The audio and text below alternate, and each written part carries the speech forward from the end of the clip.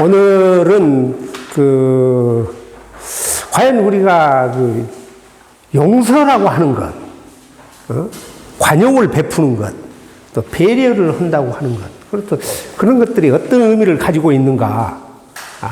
한자로 쓰면은, 자, 서, 이렇게 씁니다. 서. 그러죠, 서. 이것은 우리가 용서 또는 관용을 베풀다 할 때, 관용, 또 배려한다.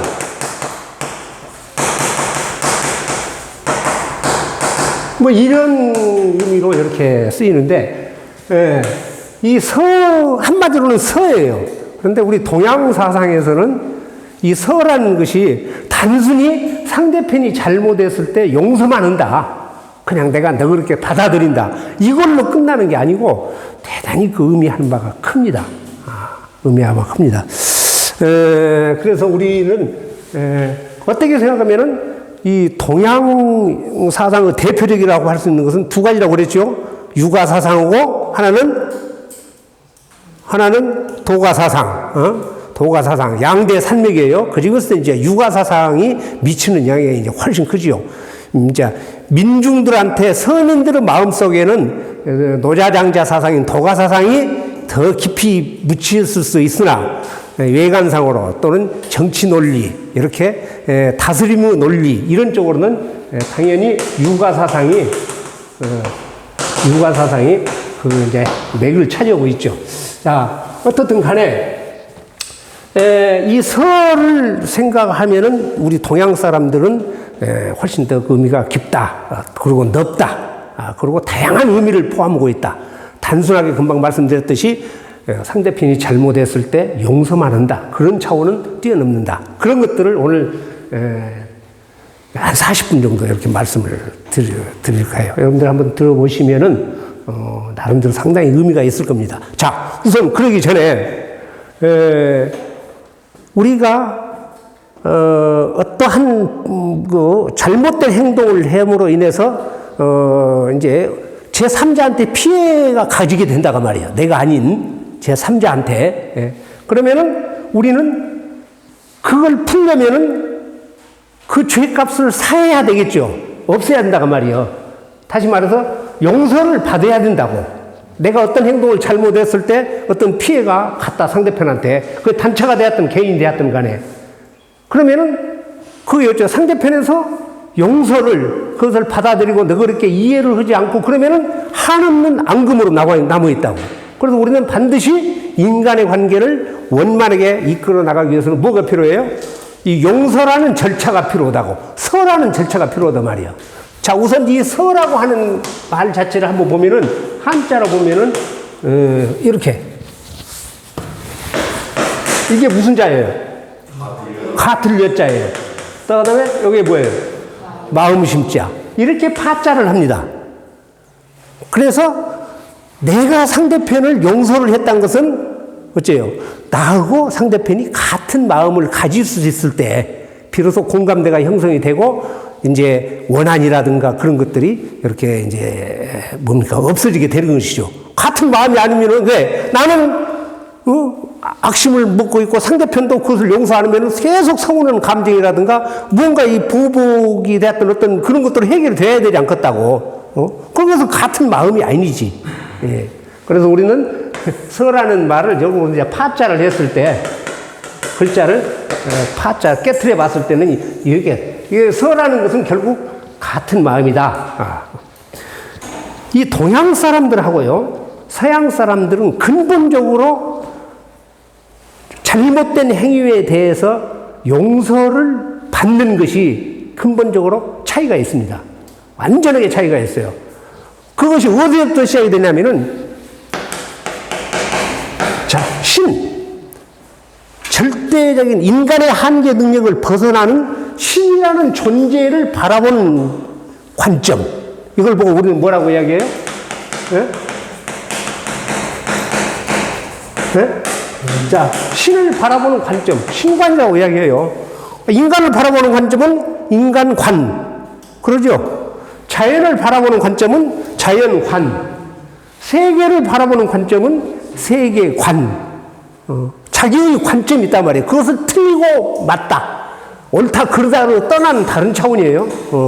관점에서. 다시 말해서 신을 생각하는 개념이 동양 사람들과 서양 사람들은 완전히 틀려요. 대표적으로 동양에서는, 서양에서는 우주 만물을 창조했던 절대적인 신이 있죠. 그 신이라는 존재, 인격을 가지고 있는 신이라는 존재가 우주 만물을 창조를 하고 지배를 해 나간다 그 말이에요. 근데 동양은 절대자적인 신이 있어요, 없어요? 없어요, 동양은.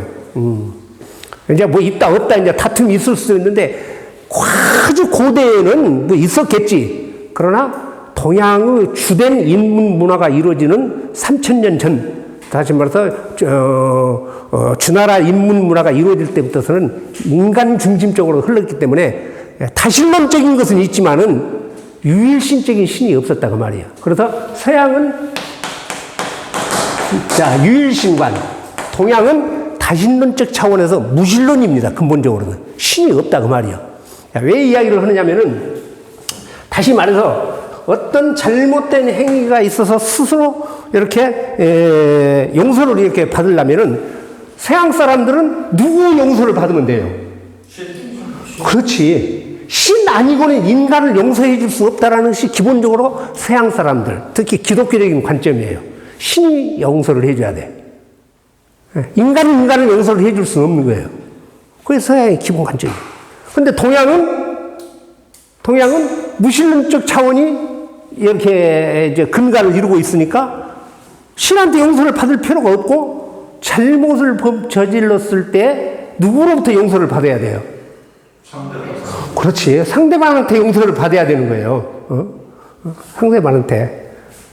상당히 극단적인 이야기일 수도 있지만은, 개념을 조금 파악하기 위해서는 그렇게 이야기를. 그 다음에 상대방이 없을 수도 있어요. 어떤 행위를 잘못했을 때. 다시 말해서 스스로 부끄러움을 느끼거나 이건 잘못되었다. 그러면은 누구한테 용서를 구해야 됩니까? 자기 자신한테. 그렇죠. 자기 자신한테. 스스로가 용서를 해야 된다 그 말이에요. 자기 자신을. 그런데 스스로 용서를 하려면은 스스로 용서할 수 있는 뭐예요? 어떤 정신적 레벨이 형성이 돼야 되겠죠. 스스로 용서를, 다시 말해서 스스로 용서를 할 수 있는 도덕적 가치 기준이 있어야 된다 그 말이에요. 나 자신한테. 그래야 나를 용서할 수가 있는 것이지. 그런 가치 기준이 없는 용서해보면 이 세상은 개파이 되는 거예요. 그러니까 동양 사상에서는 그런 것들 때문에 어째요? 끊임없이 자기 자신을 갈고 닦아 나가야 된다. 그래서 수신이라는 말이 생기게 된 것입니다. 가장 중요하죠. 내 몸을 갈고 닦아 나간다. 이것은 몸뿐만 아니라 정신을. 그래서 도덕적 가치 기준을 높여 나간다. 그런 사람만이 스스로 자기를 용서할 수 있지. 도둑놈이 아이고 나 용서했어. 그럼 되겠냐 그 말이에요. 자기가 엄청난 내공을 길러가지고 더 이상 이런 우를 범해서는 안 되겠다. 이렇게 해가지고 스스로를 용서를 해야만이 그 다음부터는 어째요? 이런 우를, 잘못된 것을 범하지 않을 수가 있지. 무슨 이야기 알겠죠? 그래서 서양 사상에서 사는 유일신관이기 때문에 반드시 신의 용서를 받아야 되는 것이고, 동양은 스스로를 용서를 해주거나 그 잘못된 행위로 인해서 피해를 받는 상대, 당사자로부터서 용서를 받아야 한다는 말이죠. 이게 굉장한 차이가 있는 거예요. 근본적으로 차이가 있죠.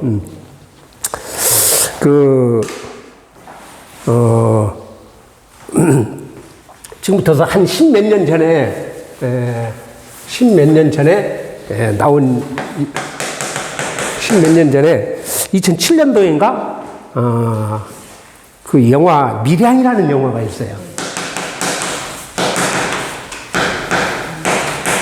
이 영화 보신 분?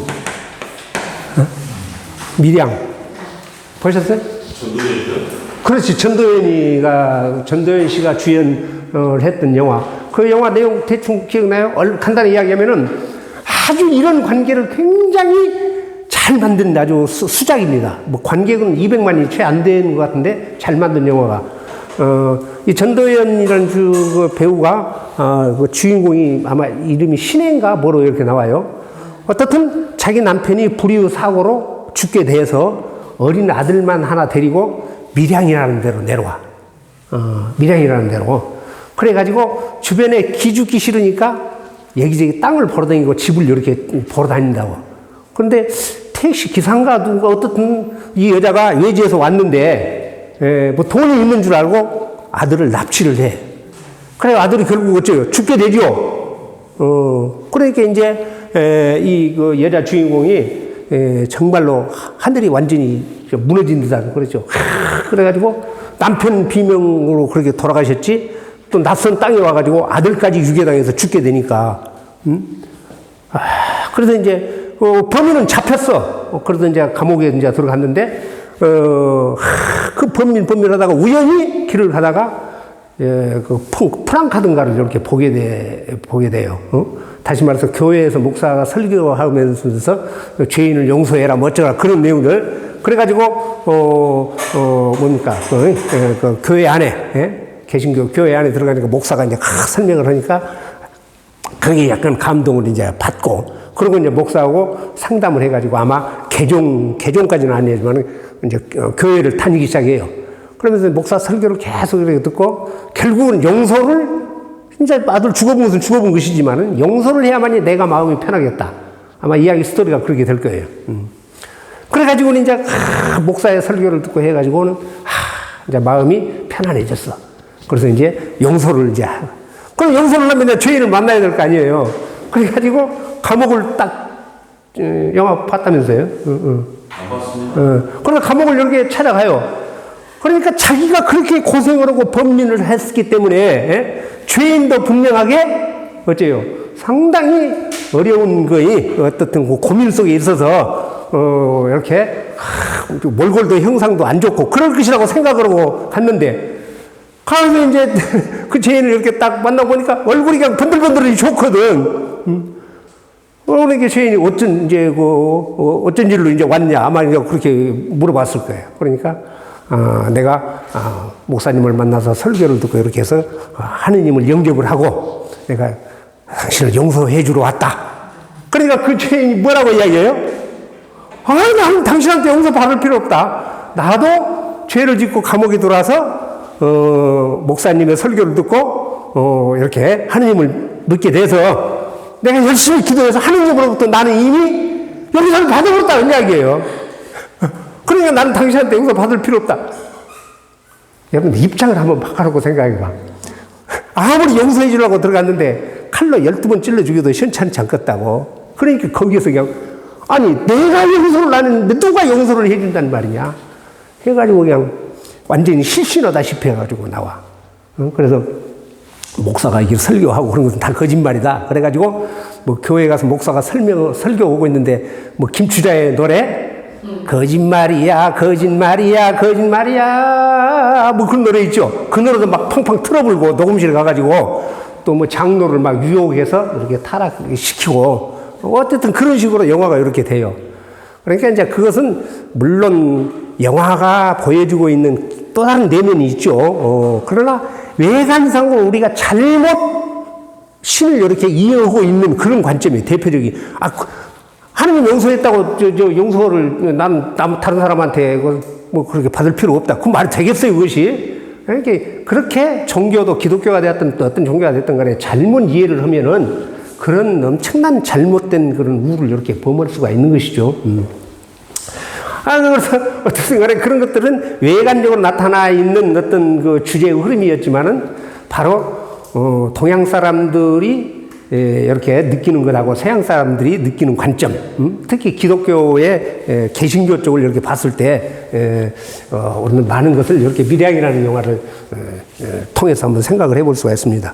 이걸 이렇게 관련된 것들을 이렇게 보다 보니까 우연하게 이 영화에 관련되는 것이다. 이게 이런 것이로구나. 그렇게 한번 생각을 해봤어요. 인터넷 치면은 아마 여러분들 밀양이라는 영화가 나올 거예요. 2007년도인가 이렇게 나온 영화인데. 오늘 이야기를 듣고 한번 그 스토리를 다시 읽어볼 필요가 있습니다. 자, 우선 이 서라는 이야기, 이 서라는 이야기가 동양 고전, 다시 말해서 이제 우리가 통상, 이제 가장 대표적인 것이 이제 논어라고 그러죠. 그 논어의 서라는 이야기가 딱 아주 명명백백하게 딱 나옵니다. 내가 공자님 공자의 제자를 이야기할 때 제일 많이 이야기를 하는 사람이 자공이라는 사람을 제일 많이 이야기했을 거예요. 자공이라는 사람이. 자공. 실질적으로 사마천어 사기 열전의 중리, 공자의 제자 열전 가운데 여러 사람을 이야기했는데 자공이라는 사람 한 사람의 이야기가 40%를 차지해요. 그런 정도로 공자의 제자 가운데 엄청난 탁월한 능력을 가지고 있죠. 특히 어쨌다고 그랬어요? 자공이 경제적, 사업적 수단이 뛰어나가지고 돈을 많이 벌어서 사마천어 사기 열전, 화식 열전에 또 나오고, 그 다음에 이 사람이 번 돈으로 해서 공자님이 학당을 오랜 기간 동안 이끌어 갔다. 그 이야기는 여러 번 했죠. 그런 정도로 이 자공이라는 사람이 나 때문에 이제 속으로 그랬을 거 아니에요. 나 때문에 우리 학단도 이끌어 가고 선생님이 나를 이제 그래도 겸손을 떨면서 선생님, 제가 일생 동안 살아가는데 가슴속에 이렇게 품어야 될 한마디 그 좋은 말씀 있으면 좀 해주십시오. 그렇게 말해요. 한마디. 그러니까 공자가 이야기했던 것이 바로 유일은 이 가히 종신행지자호 기서호 그렇게 이야기해요. 유일은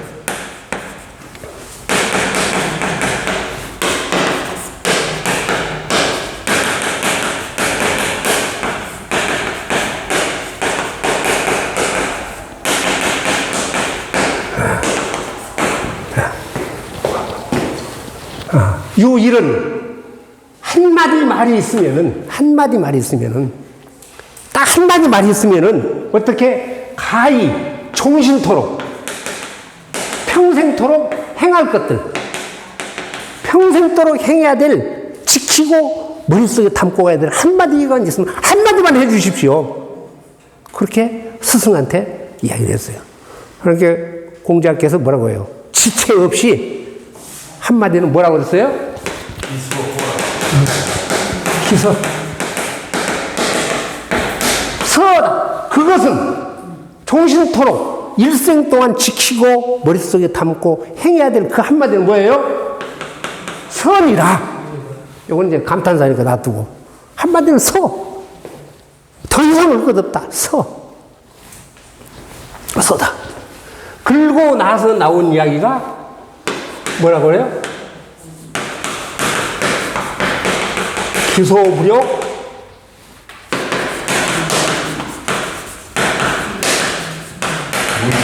물시여인. 아주 유명한 이야기입니다. 다른 책에는 연결해서 설명은 되어 있는데 저는 이렇게 봐요. 그 서라는 것은 어떤 것이냐? 실천적 행위에 있어서 바로 기소부력 물시여입니다. 기소부력 물시여입니다. 기소부력. 이게 엄청난 뜻을 가지고 있다는 이야기예요. 넓게. 물론 해석되어 있는 거 이렇게 파시도 하지만은, 그, 봐도 얼른, 잘 실감 있게 잘 안 와집니다. 한번 봐보세요. 그것은 선이라. 그래 놓고, 기소부력 물시여인. 기소부력 물시여인. 제가 보겠습니다. 자기가, 우리 한자에서는 여러 번 말씀드렸죠? 나를, 자기를 가르칠 때는 기, 또는 나아자, 또는 나오자, 몸신, 신도, 몸신도 자기를 가르쳐요. 그리고 남을 가르치거나 모든 타인들을 전체적으로 가르칠 때는 뭐라고요? 인. 그렇죠. 인. 그래서 인이라고 하면은, 모든 사람들, 특히 나를 제한 모든 사람들을 통상적으로 다 이렇게 인 그래요. 다시 말해서 자기가 불욕 하기 싫은 것은 물 하지 마라 그 말이에요. 말물 하지 마라 그 말이에요. 시 베풀지 마라. 누구한테? 내가 아닌 다른 사람한테. 내가 하기 싫은 일은 남도 하기 싫을 것이니까 내가 하기 싫은 일은 남이 하도록 하지 마라. 글자 그대로 해서 그러면은 내가 하고자 하지 않는 거, 불욕, 안 입을 자, 욕할 자, 하고자 할 욕자. 내가 하고자 하지 않는 것을 베풀지 마라. 하지 마라. 누구한테? 어인, 상대에 대해서, 무엇에 대해서 남에게 하지 마라. 이렇게 설을 규정을 했어요. 이 말이 인간이 살아가는 모든 행동 규범의 가장 기본이고 가장 광범위하다는 거예요. 그러니까 아까 같이 단순히 용서를 한 차원으로는 이것은 엄청난 개념상의 폭이 엄청나게 넓죠. 자, 요걸 조금 더 말씀드려보면은 내가 실은, 자,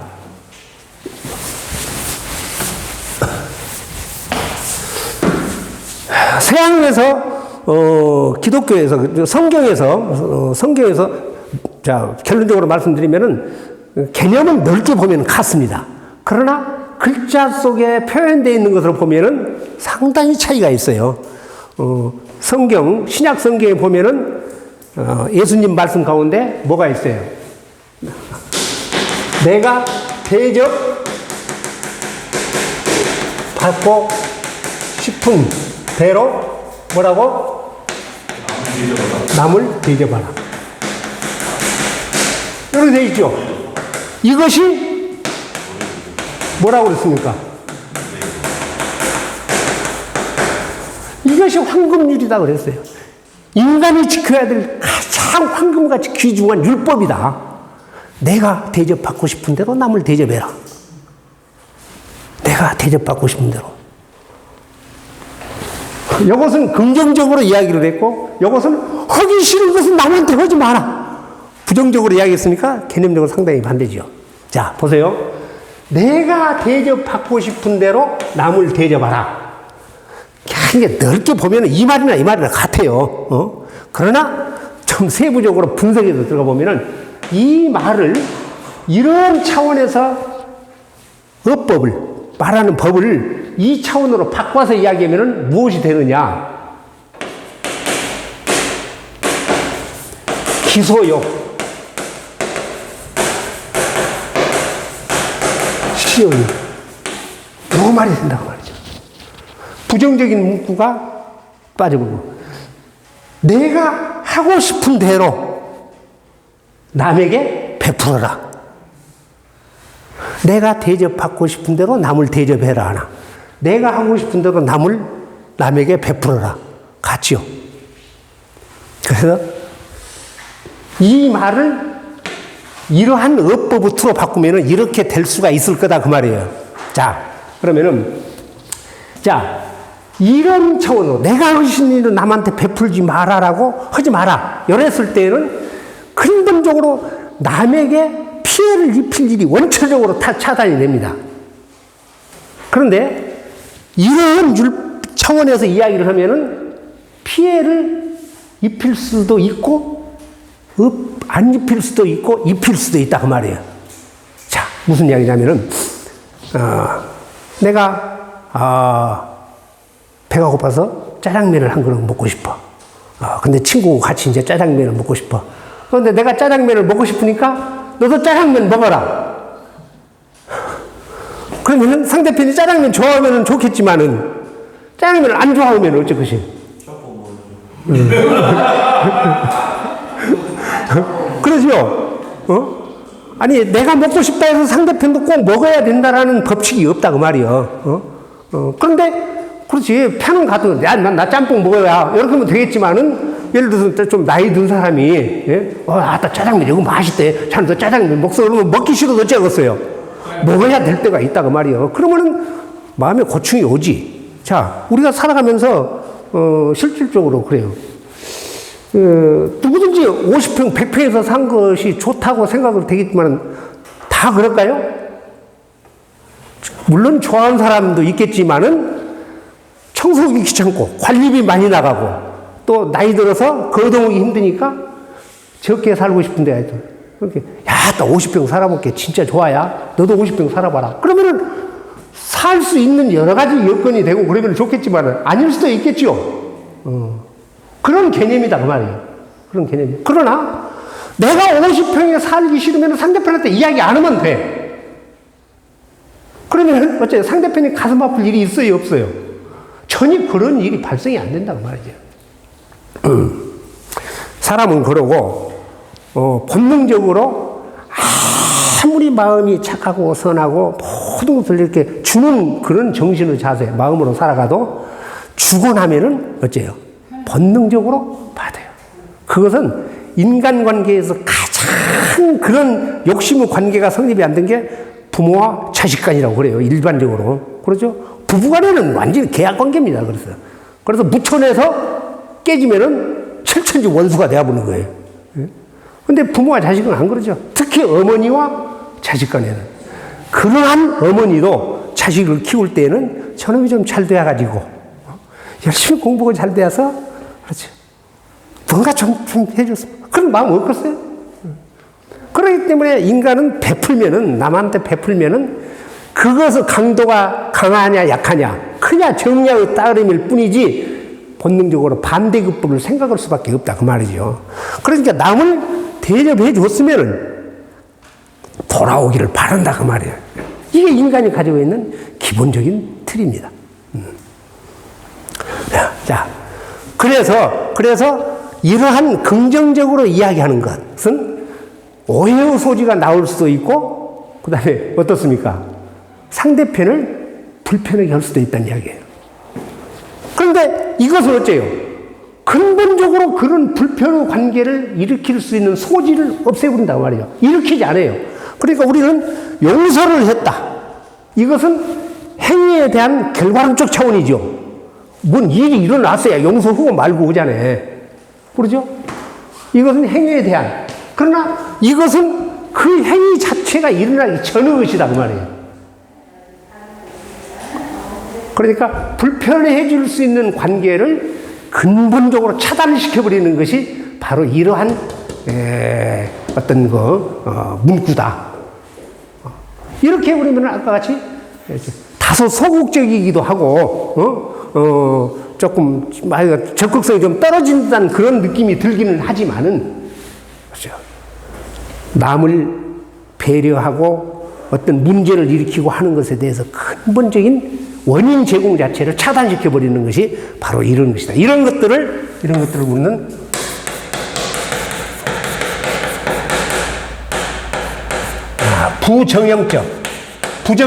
부정형적 어법이다. 그렇게 전문 용어로는 씁니다. 아주 많이는 아니지만은 쓰는 용어예요. 부정형적 어법. 이런 부정형적 어법. 내가 하신 일은 남에게 시키지 마라. 남이 하도록 하지 마라. 네가 하고 싶은 대로 남을 대접해줘라. 네가 대접받고 싶은 대로 남을 대접해라. 이것은 잘못될 소지는 조금씩은 안고 있다. 근데 이렇게 원천적으로 그런 문제의 소지를 차단시켜버린다 그러면은 이것이 바로 아까 서의 가장 실천적 개념이다. 이렇게 봐지는 거예요.